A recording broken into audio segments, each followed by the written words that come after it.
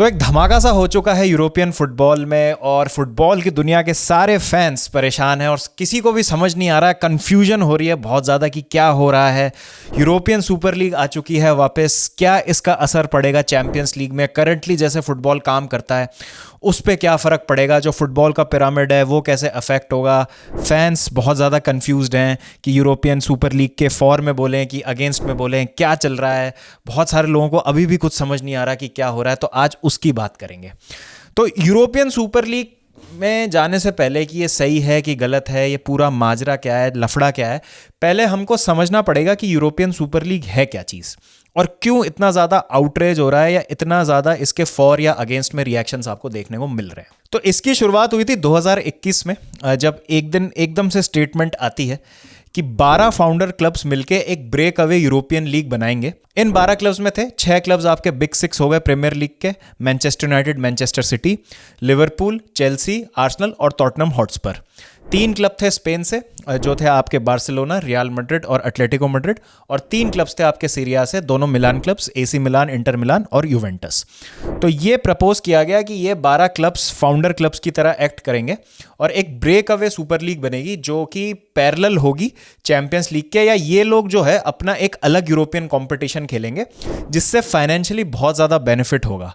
अब जो शुरू में प्रस्ताव रखा गया था उसके अगेंस्ट बहुत ज़्यादा आउटरेज आया था फुटबॉल फैंस का, वो इसलिए क्योंकि ये पूरा ही एक कैपिटलिस्टिक तरीके का टूर्नामेंट लग रहा था, जहां पर ये अनाउंस किया गया था कि बिकॉज ये एक ब्रेक अवे लीग है और यहाँ पे जो फाउंडर क्लब्स हैं उनके हाथ में बहुत कुछ होगा, तो रेवेन्यू जो है बहुत ज़्यादा मिलेगा। तो जो पार्टिसिपेट करेंगे पहले एडिशन में क्लब्स, उनको 1-1 बिलियन मिलेगा, ये जो भी फाउंडर क्लब्स हैं। फिर इसमें कोई रेलीगेशन या प्रमोशन का सिस्टम नहीं था और ये था कि जो 12 क्लब्स हैं फाउंडर क्लब्स वो तो सेफ रहेंगे, वो कभी रेलीगेट नहीं होंगे इस लीग से। इसका मतलब ये है कि मेरिट बेस्ड नहीं है फुटबॉल आपकी, जैसा आप देख सकते हैं कि इस सीज़न 2 बहुत बड़े क्लब्स प्रीमियर लीग के, जैसा हम देख सकते हैं चेल्सी और लिवरपूल दोनों ही चैंपियंस लीग नहीं खेल रहे बिकॉज लास्ट सीजन दोनों जो है टॉप 4 में क्वालिफाई नहीं करे थे प्रीमियर लीग के। तो इस तरीके का कोई यहाँ पर आपको देखने को नहीं मिला था सिस्टम यूरोपियन सुपर लीग में, जिसके कारण एक बहुत बड़ा जो है आउटरेज हुआ था। तो ये जो चीज़ थी ये अब सारे क्लब्स ने अपनी ऑफिशियल वेबसाइट पे कम्युनिकेट कर दी थी, लेकिन फैंस के आउटरेज के बाद और बहुत ज़्यादा हो हल्ला होने के बाद इसको वापस ले लिया गया और थोड़े दिन बाद जो है ये ठंडे बस्ते में चली गई थी चीज़। इसका ब्रेन चाइल्ड माना जाता है रियल मैड्रिड के प्रेसिडेंट फ्लोरेंटिनो पेरेस को, और इस चीज़ का उन्होंने ये कारण दिया था कि हमें एक ऐसी लीग कराने की इसलिए बहुत ज़्यादा ज़रूरत है बिकॉज जो प्रॉफिट शेयरिंग या जो रेवेन्यू शेयरिंग होती है फीफा और यूएफा से वो बहुत ज़्यादा अनफेयर है। पूरी जो थॉट प्रोसेस थी ये लीग कराने के पीछे वो ये थी कि हम एज क्लब्स इनके लिए रेवेन्यू अर्न करते हैं, लेकिन उस रेवेन्यू का जितना पोर्शन मिलना चाहिए हमको वो हमको कुछ खास मिलता नहीं है। और अभी जिस तरीके के रूल्स इम्पोज किए हुए हैं फीफा ने और जो यूएफा की जिस तरीके से फेयर प्ले चलती है और फाइनेंशियली जो कंस्ट्रेंट्स लगा रखे हैं क्लब्स पे, उन रूल्स के चलते और ये जो एग्जिस्टिंग सिस्टम है रेवेन्यू शेयरिंग का, इसमें सस्टेनेबली ऑपरेट कर पाना बहुत ज़्यादा मुश्किल है। क्योंकि आप देख लीजिए कि रियल मैड्रिड जैसा क्लब है तो उनको भी बहुत ज़्यादा सोच समझकर साइनिंग्स करनी पड़ती हैं। जैसे एम्बापे जैसा एक प्लेयर है फॉर एग्जांपल, तो बिल्कुल गंग हो होके वो नहीं जा सकते एम्बापे के लिए, और इसका एग्जांपल है बार्सिलोना, बहुत ज़्यादा फाइनेंशियल स्ट्राइफ में है इस समय। तो अगर इस तरीके की लीग आती है 1 बिलियन यूरो उनको मिलता है, जो उनको अपनी हालत है उसको ठीक करने में उनको हेल्प मिलती है। तो ये जो था एक सुपर लीग का विजन था जो फ्लोरेंटिनो पेरेस लेके आए थे, लेकिन इसमें बहुत ज़्यादा सिर्फ फाइनेंशियल पॉइंट ऑफ व्यू देखा जा रहा था, मेरिट इसमें कुछ दिख नहीं रही थी, बहुत ज़्यादा अनफेयर लग रहा था छोटी टीम्स के प्रति। तो सुपर लीग के अनाउंसमेंट के बाद उस समय सारी लीग्स ने जो है, स्पेशली यूएफा ने और डोमेस्टिक लीग्स ने मिलकर सैंक्शन लगा दिए इन क्लब में कि अगर आप इस तरीके की लीग में पार्टिसिपेट करेंगे तो आप पे बैन लगा दिया जाएगा डोमेस्टिक कंपटीशन में खेलने से, और उसके अलावा भी बहुत सारे सैंक्शंस आप पे इंपोज किए जाएंगे। तो ये बात तो उस समय ठंडे बस्ते में चली गई। फिर इसका जिक्र बीच बीच में होता रहा कि नहीं अब इसका फॉर्मेट चेंज करेंगे, इसमें रेलीगेशन प्रमोशन लाएंगे, थोड़ा ओपननेस और बढ़ाएंगे टूर्नामेंट की। हम सुनते रहते थे बहुत ज़्यादा सुपर लीग के बारे में, लेकिन कॉन्क्रीट कुछ हमको सुनने को मिला नहीं था पिछले 1 साल में। लेकिन कल जो है इस पे यूरोपियन जस्टिस कोर्ट जो है उन्होंने एक रूलिंग दे दी है। तो इस रूलिंग का जिस्ट ये है कि neither UEFA nor FIFA can impose sanction on clubs that participate in alternative competitions. यानी कि अगर कोई एक ब्रेक अवे लीग बनती है तो फीफा और यूएफा उस पर कोई सैंक्शन नहीं लगा सकते। लेकिन इसका मतलब ये भी नहीं है कि एक ब्रेक अवे कॉम्पिटिशन बनाया जाए कि एक आप अलग लीग बना के उसमें खेल रहे हैं। इस रूलिंग ने बेसिकली ये कहा है कि जो भी शॉर्टफॉल है एग्जिस्टिंग फ्रेमवर्क में उस पर काम किया जाना चाहिए और यूएफा और जितने भी क्लब्स हैं उनको सॉलिडेरिटी में एक साथ बढ़ना चाहिए और आगे जो है इस यूरोपियन फुटबॉल के जो पिरामिड को कैसे बेहतर बनाया जा सकता है उस पर काम करना चाहिए। तो ये जो है ईसीजे की रूलिंग आई है। तो यहां तक तो ये बात हो गई कि यूरोपियन सुपर लीग क्या है और नई रूलिंग क्या है और अब जो क्लब्स हैं वो कैसे ऑपरेट कर सकते हैं। तो अब जो है उसके बाद एक और बड़ा धमाका ये होता है कि A22 स्पोर्ट्स जो यूरोपियन सुपर लीग के कर्ता धर्ता हैं और जो यूरोपियन सुपर लीग को एक तरीके से आप कह सकते हैं कि ऑर्गेनाइज करा रहे हैं, हमको इंट्रोड्यूस कर रहे हैं, वो उन्होंने फॉर्मेट अनाउंस कर दिया इसका दोनों मेंस और वुमेन्स कंपटीशन के लिए। तो यहां पर यह प्रपोज किया जा रहा है कि 64 टीम्स टोटल जो हैं वो पार्टिसिपेट करेंगी यूरोपियन सुपर लीग में।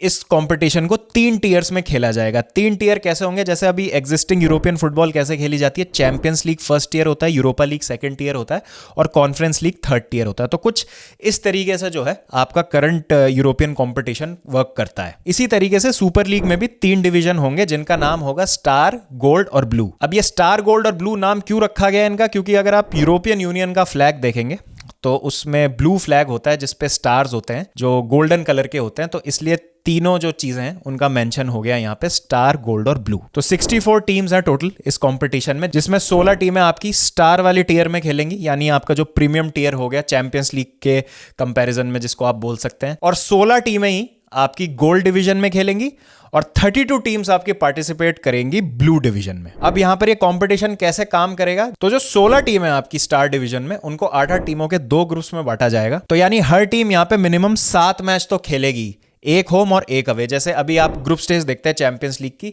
तो हर टीम यहां पर 6 मैचेस खेलती है अपने ग्रुप में, क्योंकि एक टीम के अलावा और 3 टीमें होती है, टोटल 4 टीमें एक ग्रुप में होती है, तो एक टीम मिनिमम 6 मैच तो खेलती है। तो यहां पर 7 मैच खेलेगी एक टीम, एक होम और एक अवे, और सीधा फिर जो टॉप 4 टीमें होंगी दोनों ग्रुप्स में वो पहुंच जाएंगी क्वार्टर फाइनल में, फिर सेमीफाइनल और फाइनल। तो जिस तरीके से अभी नॉकआउट स्टेजेस होती हैं, ग्रुप स्टेज के बाद राउंड ऑफ 16 होता है, यहाँ पे क्वार्टर फाइनल होगा सीधा, और फिर जो है उसके बाद आपका क्वार्टर फाइनल, सेमीफाइनल और फाइनल, और इस तरीके से जो है आपको आपका विनर मिलेगा हर टीयर का। तो सेम तरीके से आपका गोल्ड टीयर भी खेला जाएगा जहां पर 8-8 टीमें होंगी 2 ग्रुप्स में। लेकिन जो आपकी ब्लू लीग है वो कुछ इसी तरीके से काम करेगी जैसे अभी चैंपियंस लीग काम करती है। आपकी 32 टीम्स होंगी, 8 ग्रुप होंगे 4-4 टीमों के, और जिस तरीके से चैंपियंस लीग का फॉर्मेट काम करता है उसी तरीके से आपकी ब्लू लीग भी काम करेगी, या ब्लू डिवीजन जो थर्ड टीयर होगा इस कॉम्पिटिशन का। अब इसमें बोल रहे हैं कि यहां पे आपका रेलीगेशन और प्रमोशन होगा। अब रेलीगेशन और प्रमोशन यहां पर कैसे होगा, जो आपकी स्टार डिवीजन की बॉटम 2 टीम्स होंगी, ध्यान दीजिएगा, जो आपकी स्टार डिवीजन है, जो सबसे ऊंची डिवीजन है, उसमें आपने 2 ग्रुप बनाए 8-8 टीमों के, तो ये जो 2 टीमें होंगी जो बॉटम पे फिनिश करेंगी अपने अपने ग्रुप पे, ये रेलीगेट होके गोल्ड डिवीजन में चली जाएंगी, और गोल्ड डिवीजन के जो 2 फाइनलिस्ट होंगे वो प्रमोट होके स्टार डिवीजन में चले जाएंगे। इसी तरीके से ब्लू लीग और गोल्ड लीग का प्रमोशन और रेलीगेशन काम करेगा। जो गोल्ड लीग के बॉटम 2 टीमें होंगी वो ब्लू लीग में चली जाएंगी, और ब्लू लीग की जो 2 फाइनलिस्ट होंगी वो गोल्ड लीग में चली जाएंगी। लेकिन यहाँ पे गोल्ड लीग में जो 20 टीमें होंगी, बॉटम 20 टीम्स जो होंगी, वो कंपटीशन छोड़ के रेलीगेट हो जाएंगी और इस यूरोपियन सुपर लीग के पिरामिड से ही बाहर हो जाएंगे। उनकी जगह लेंगी नई 20 टीमें, जो कि डिपेंड करेगा उनकी रिस्पेक्टिव डोमेस्टिक परफॉर्मेंस पे। तो ये जो है पूरा सुपर लीग का फॉर्मेट है कि कैसे ये काम करेगा। तो यहां पर इस फॉर्मेट को क्रिटिसिज्म ये दिया जा रहा है कि एक तो आप रेलीगेशन और प्रमोशन की बात कर रहे हैं और बोल रहे हैं कि लेगेसी क्लब्स सेफ नहीं है यहाँ पे रेलीगेट होने से, और आपने जैसे अब कहा था कि ओपननेस को बढ़ावा देता है कंपटीशन की। तो मान लीजिए चेल्सी स्टार्ट करती है स्टार डिवीजन से, ठीक है, चेल्सी स्टार डिवीजन में है और वो रेलीगेट हो जाते हैं, वो एकदम लास्ट फिनिश करते हैं स्टार डिवीजन में, लेकिन वो फिर भी अगले साल गोल्ड डिवीजन खेल रहे होंगे, फिर वो गोल्ड डिवीजन से भी रेलीगेट हो जाते हैं, तो उसके बाद जो है वो ब्लू डिवीजन में खेल रहे होंगे। तो ऐसा नहीं है जैसे अभी एग्जिस्टिंग फॉर्मेट है कि चेल्सी अगर जैसे पिछले साल चैंपियंस लीग में थी तो क्वार्टर फाइनल तक गई थी चेल्सी चैंपियंस लीग, लेकिन अपनी डोमेस्टिक लीग में उन्होंने टॉप 4 में फिनिश नहीं किया। तो इसका मतलब यह है, टॉप 4 छोड़िए, टॉप 7 टॉप 8 में भी फिनिश नहीं किया, तो इसका मतलब यह है कि चेल्सी अभी यूरोप का पार्ट ही नहीं है। तो यहां पर जैसे मेरिट की बात हो रही है, अब देखिए जैसे एस्टन विला बहुत अच्छा कर रही है करंटली इस सीजन में प्रीमियर लीग में, लेट सपोज कि वो 4th फिनिश करते हैं और चैंपियंस लीग के लिए क्वालिफाई करते हैं। तो करंट स्टेटस में तो उनको चैंपियंस लीग फुटबॉल मिलेगी, लेकिन यहीं पर अगर यूरोपियन सुपर लीग वो खेल रहे हैं और वो लेगेसी क्लब्स का पार्ट नहीं है या फाउंडिंग क्लब्स का पार्ट नहीं है, इन 64 फाउंडर क्लब्स में वो नहीं आते हैं, तो वो टॉप 4 आने के बावजूद भी अपनी डोमेस्टिक लीग में सीधा स्टार लेवल पे नहीं जाएंगे, उनको स्टार्ट करना पड़ेगा ब्लू लेवल से, और फिर ब्लू लेवल की टॉप 2 टीम्स में आके उनको गोल्ड लेवल में जाना पड़ेगा, गोल्ड लेवल की टॉप 2 टीम्स में आके फिर उनको स्टार लेवल पे यानी कि जो चैंपियंस लीग का कंपटीशन है उसमें आना पड़ेगा। तो ये बहुत ज्यादा एक डिफिकल्ट चीज है। अगर आप अपनी डोमेस्टिक लीग में भी अच्छा कर रहे हैं तो जरूरी नहीं है कि आप प्रीमियम कंपटीशन खेल लेंगे यूरोपियन फुटबॉल का। हो सकता है एक बार आप टॉप 4 में आके ब्लू लीग में घुस गए जैसे तैसे, लेकिन उसके बाद आप ब्लू लीग में ही फंस सकते हैं 2-3 सीजन्स के लिए। एक बार आप प्रमोट होके फिर गोल्ड लीग में फंस जाए, पता चला 5 सीजन तक आप गोल्ड लीग ही खेले जा रहे हैं, ना आप टॉप में आ रहे हैं ना आप रेलीगेशन पोजीशन में आ रहे हैं। आप चाहे कितना मर्जी अच्छा कर रहे हैं अपनी डोमेस्टिक लीग में, लेकिन क्योंकि आप एक ग्रुप प्लस नॉकआउट कंपटीशन खेल रहे हैं तो जहां पर सक्सेस जो है बहुत ज्यादा सर्टेन नहीं होती है, आप पहुंच ही नहीं पा रहे हैं स्टार वाली लीग में, यानी चैंपियंस लीग के जो बराबर का यहां पर डिवीजन होगा यूरोपियन सुपर लीग का। तो ये इसका एक बहुत बड़ा क्रिटिसिज्म है मेरे हिसाब से, और यहां पे थोड़ा सा और ओपन होने की कंपटीशन को जरूरत है। अब यहां पर देखिए हमको यह समझना होगा कि कुछ क्लब्स क्यों सुपर लीग को सपोर्ट कर रहे हैं। देखिए यूएफए भी जो है वो दूध की धुली नहीं है, यूएफए भी जो है हर पॉसिबल कोशिश करती है पैसा कमाने की। अगर हम देखें 1991 में यूरोपियन कप की जगह इसको रीब्रांड करके यूएफए चैंपियंस लीग बना दिया गया था, तो उसके पीछे कारण क्या था? उसके पीछे कारण यही था कि ज्यादा मैचेस हों और ज्यादा रेवेन्यू कमाया जाए। हमेशा जो यूएफए की भी एक थॉट प्रोसेस रही है वो रेवेन्यू कमाने की ही रही है। तो आप यहां पर ऐसा नहीं कह सकते कि ईएसएल जो है वो प्रॉपर ईवल है और यूएफए तो दूध का धुला हुआ है। यूएफए ने भी बहुत कांड किए हैं। अब चैंपियंस लीग को इंट्रोड्यूस करने की क्या कहानी थी, क्यों चैंपियंस लीग आई यूरोपियन कप की जगह? तो क्या हुआ था, यूरोपियन कप पहले आपको यह समझना होगा, चैंपियंस लीग से पहले एक नॉकआउट कप कंपटीशन होता था। अब उसका फॉर्मेट सालों साल चेंज होता रहता था। कभी उसमें 40 टीमें होती थी जो प्लेऑफ खेल के फिर 32 रह जाती थी, कभी 16 से ही स्टार्ट होता था, कभी 24 से स्टार्ट होता था। तो बहुत बार यूरोपियन कप का भी जो फॉर्मेट है वो बदलता रहता था। तो 1987-88 यूरोपियन कप जब हो रहा था तो उसके पहले ही राउंड में रियल मैड्रिड और नापोली का मैच हुआ। अब वो क्योंकि स्ट्रेट नॉकआउट कंपटीशन था, वहां पे ग्रुप स्टेज तो होती नहीं थी, एक होम लेग होता था और एक अवे लेग होता था। तो रियल मैड्रिड ने नापोली को 3-1 की एग्रीगेट स्कोर लाइन से पहले ही राउंड में बाहर कर दिया। तो अब यहां पर एक चीज ये उठी कि 1986 में मैराडोना ने वर्ल्ड कप जीता था और उस समय वो फुटबॉल के सबसे बड़े प्लेयर थे, सबसे बड़ा नाम थे वो वर्ल्ड फुटबॉल का। तो ये एक सवाल उठा वहां पर कि जो दुनिया का बेस्ट फुटबॉलर है वो पहले ही राउंड में अगर बाहर हो जाए तो फिर जो एक अपील है टूर्नामेंट की वो कम हो जाएगी, और मैराडोना के लिए जो लोग चैंपियंस लीग देख रहे हैं वो लोग देखेंगे ही नहीं, और बहुत बड़ा घाटा यहां पे यूएफए को हो रहा था। तो उन्होंने क्या किया, 91 से ग्रुप स्टेजेस इंट्रोड्यूस कर दी कि अब पहले आप ग्रुप स्टेज में मैचेस खेलिए तो मिनिमम एक पर्टिकुलर नंबर ऑफ मैच तो मिलेंगे ही किसी भी टीम को। तो जैसे आज आप देख रहे हैं कि जो भी टीम चाहे भले ही वो नॉकआउट हो जा रही है पहले राउंड में, वो मिनिमम 6 मैच तो खेलती ही है ग्रुप स्टेज में। तो इसलिए क्योंकि रेवेन्यू भी ज़्यादा आए, आप ज़्यादा से ज़्यादा अच्छे प्लेयर्स को ज़्यादा टाइम तक टूर्नामेंट में देख पाए, इसलिए रीब्रांड किया था ये यूएफए ने। और उस टाइम भी बहुत ज़्यादा आउटरेज हुआ था, बिकॉज उस टाइम सोशल मीडिया नहीं था और इतनी ज़्यादा लोग अपनी ओपिनियन वॉइस नहीं कर पाते थे आसानी से। उसके कारण जो है हम इस चीज़ के बारे में कम सुनते हैं। तो आप देखेंगे जैसे 91 का जो यूरोपियन कप है वो रेड स्टार बेलग्रेड ने जीता, 1986 का स्ताउ बुचारेस्ती ने जीता। इस तरीके की कहानियां जो हैं आपको कम देखने को मिलती हैं, बिकॉज उस टाइम वो नॉकआउट कप फुटबॉल थी। नॉकआउट कप फुटबॉल में कोई भी टीम किसी को भी हरा सकती है और एक फेरी टेल रन पे जा सकती है, लेकिन चैंपियंस लीग आने के बाद इस तरीके की जो स्टोरीज थी वो कम हो गई। तो क्यों क्लब्स सपोर्ट कर रहे हैं यूरोपियन सुपर लीग को? पहली बात, फाइनेंशियल कंडीशन। जिस तरीके से रेवेन्यू शेयरिंग मॉडल चल रहा है और जिस तरीके से फीफा और यूएफए इन सब चीज़ों को कंट्रोल किए हुए हैं। फ्लोरेंटिनो पेरेस का अगर आप स्टेटमेंट देखेंगे तो उन्होंने कहा है कि बहुत अच्छा ये रूल आया है, वो तो यही पढ़ के काफ़ी खुश हो गए कि कोई सैंक्शन नहीं लग सकते। इसका मतलब ये है, आप अश्योर्ड रहिए कि वो एक तरीका ढूंढने वाले हैं जहां से ये सुपर लीग जो है ये एक रियलिटी बन जाएगी, फ्रूएशन में आ जाएगा और कैसे भी जो है इस चीज़ का फायदा मिल जाए रियल मैड्रिड को। और आप देखिए रियल मैड्रिड जैसा बड़ा क्लब अगर ये कर रहा है तो एक्चुअली में कितने ज़्यादा इश्यूज हैं इकोनॉमिक सस्टेनेबिलिटी को लेके क्लब्स की।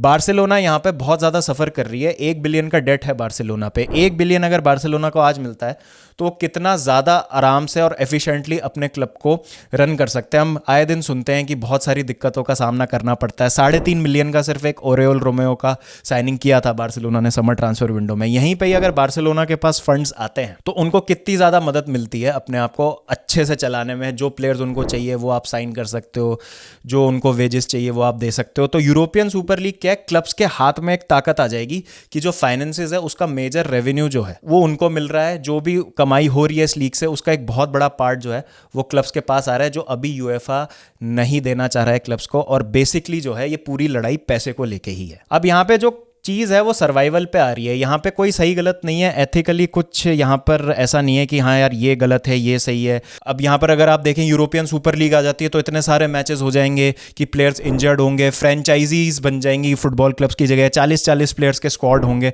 बिकॉज अब आपको इतने सारे मैचेस खेलने होंगे। और छोटे क्लब्स का क्या होगा? छोटे क्लब्स तो एक तरीके से स्कैवेंज कर लिए जाएंगे बड़े क्लब्स की तरफ से, और जितनी भी जो पावर होगी पूरे बड़े क्लब्स के पास आ जाएगी। ये जो 64 क्लब्स खेलेंगे यूरोपियन सुपर लीग, सारे जो प्लेयर्स हैं इन्हीं क्लब्स के लिए खेलेंगे, और इंडिविजुअल लेवल पे जो छोटे छोटे क्लब्स हैं वो बहुत ज़्यादा सफ़र करने लगेंगे। तो देखिए सफ़र तो अभी भी कर रहे हैं। इसका प्राइम एग्जांपल है लेस्टर सिटी, 2016 के प्रीमियर लीग चैंपियंस, रेलीगेट हो गए लास्ट सीजन बिकॉज रेवेन्यू जो स्प्लिट है वो इतना नहीं है कि एक सस्टेनेबल तरीके से उस क्लब को रन किया जाए। और भी ऐसे बहुत सारे क्लब्स हैं, सेविया का आप एग्जाम्पल देख लीजिए, बहुत ख़राब उनकी हालत चल रही है, लेकिन उसके बावजूद बहुत सारे क्लब्स ने इसको अपोज भी किया है। अगर मैं कुछ क्लब्स का नाम लूँ जैसे AS रोमा है, मैनचेस्टर यूनाइटेड है, एटलेटिको मैड्रिड है। प्रीमियर लीग ने एक स्टेटमेंट निकाल दिया कि कोई भी हमारा क्लब जो है इसमें पार्टिसिपेट नहीं करेगा, लेकिन इसमें पेज बहुत सारे हैं। अगर आप देखें तो CVC डील बहुत सारे क्लब्स ने एक्सेप्ट की थी ला लीगा के, रियल मैड्रिड और बार्सिलोना को छोड़ के, बिकॉज उस क्लब में क्लॉज था कि आप break away European super league का हिस्सा नहीं बन सकते। तो शायद उसी चीज़ का जो है यहाँ पे इंतजार कर रही थी दोनों टीम्स। और बहुत सारे क्लब्स जो हैं जिनके बिकने की बातें चल रही, लिवरपूल का जो है एक नाम आया था बीच में कि FSG शायद बेचना चाहते हैं क्लब को। यहीं पे मैनचेस्टर यूनाइटेड का बहुत टाइम से चल रहा है कि ग्लेजर शायद बेचना चाह रहे हैं, लेकिन जब 1 बिलियन आपको दिख रहा है सामने तो हो सकता है कि वो जो चीज़ें हैं वो होल्ड पे चली जाएं। अब मेरा इस पे पूरा टेक क्या है, क्या मैं चाहता हूँ कि सुपर लीग आए, क्या मैं चाहता हूँ सुपर लीग नहीं आए? मेरे हिसाब से फ़र्क नहीं पड़ता, मेरे चाहने या ना चाहने से सुपर लीग आके रहेगी। अल्टीमेटली होगा क्या, जो मुझे लगता है कि यूएफए और जितने क्लब्स हैं जो सुपर लीग चाहते हैं कि हो, एक कंसेंसस पे आएंगे और चैंपियंस लीग को ही कुछ इस तरीके का टूर्नामेंट बना दिया जाएगा जो सुपर लीग को रिजेंबल करेगा। अगर आप चैंपियंस लीग का नया फॉर्मेट देखें जो बाय द वे यूएफए ने वापस ले लिया है, रिट्रैक्ट कर लिया है उस नए फॉर्मेट को, तो वो कुछ कुछ सुपर लीग जैसा ही था। कुछ लीग फॉर्मेट था, फिर उसके बाद प्लेऑफ्स होने थे और उसके बाद जो है आपको आपका चैंपियंस लीग विनर मिलता, ज़्यादा टीमें खेलने वाली थी।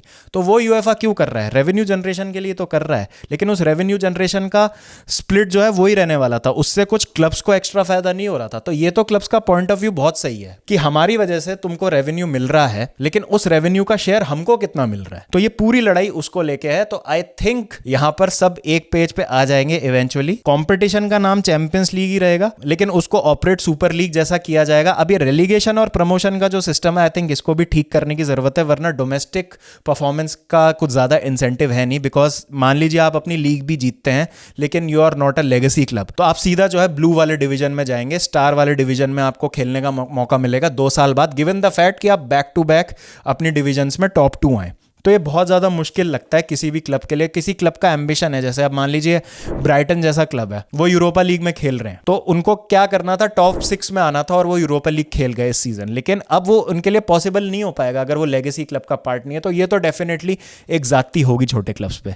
तो देखते हैं किस तरीके से ये चीज़ें पैन आउट होती है। मेरे हिसाब से तो थोड़ा वेट एंड वॉच वाला सीन है यहाँ पर, एकदम से हम कंक्लूजन पे नहीं आ सकते। और कल को अगर यूरोपियन सुपर लीग होती है तो मुझे लगता है कि 2 से 3 साल तो मिनिमम लगेंगे इन सब चीज़ों को करने में। और अभी तो मुझे लग रहा है कि एक प्रेशर टैक्टिक है ये, कि यूएफए को डराया जा रहा है, यूएफए और फीफा को, कि देखिए आप अगर अपनी मनमानी चलाएंगे तो ऐसा नहीं होगा, हम अपनी सर्वाइवल का पहले हमको ध्यान रखना है, और अगर इससे निकलने का रास्ता एक ब्रेक अवे लीग है या सुपर लीग है तो हम उस रास्ते को अपनाने के लिए तैयार हैं। अब यूएफए भी तो देखिए बार बार फॉर्मेट चेंज करता है अपने कॉम्पिटिशन्स का, एक्स्ट्रा रेवेन्यू जनरेट करने के लिए, ज़्यादा टीम्स को इंक्लूड करने के लिए चैंपियंस लीग का फॉर्मेट चेंज कर रहे थे, उसके बाद अगर हम बात करें तो यूएफए नेशंस लीग इंट्रोड्यूस कर दिया है, जो कि कुछ कुछ सुपर लीग टाइप का ही आप देखें फॉर्मेट है। मतलब अगर आप उसमें डिविजन्स देखें जिस तरीके से यूएफए नेशंस लीग में बनी हुई हैं, जो फ्रेंडलीज होते थे उनको ग्लोरीफाई कर दिया है बस, और एक नया कंपटीशन बना दिया है। क्यों? जिससे एक लगे कि हाँ यूरोपियन लेवल पे एक और कंपटीशन हो रहा है। तो